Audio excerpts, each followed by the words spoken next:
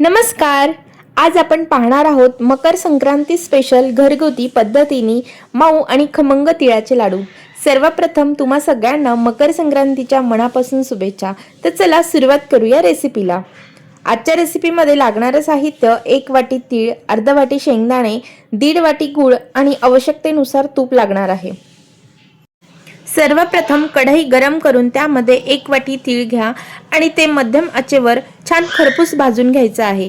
तीळ तडतड आवाज येईपर्यंत भाजणे फार महत्त्वाचे आहे। यानंतर त्याच कढईमध्ये शेंगदाणे भाजून घ्यायचे आहेत आणि थंड झाल्यावर त्याचे साल देखील काढून घ्यायचे आहे। आता मिक्सरच्या भांड्यात सर्वप्रथम शेंगदाणे, नंतर गूळ आणि शेवटी भाजलेले तीळ घालून हे सर्व मिश्रण थोडं जाडसर ग्राइंड करून घ्या।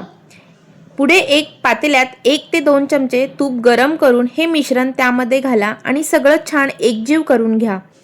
आता गरम असतानाच हाताला थोडं तूप लावून मस्त गोल गोल लाडू वळून घ्या।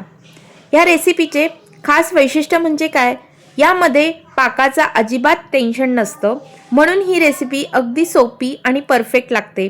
तर बघा मित्रांनो, आपले संक्रांती स्पेशल तिळाचे लाडू तयार होत आहेत। मस्त मऊ, खमंग आणि खूपच चविष्ट लागतात।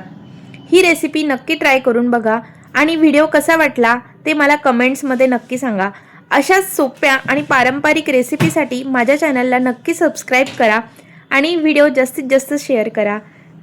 धन्यवाद। जर हा व्हिडिओ आवडला असेल तर नक्की जास्तीत जास्त शेअर करा। धन्यवाद।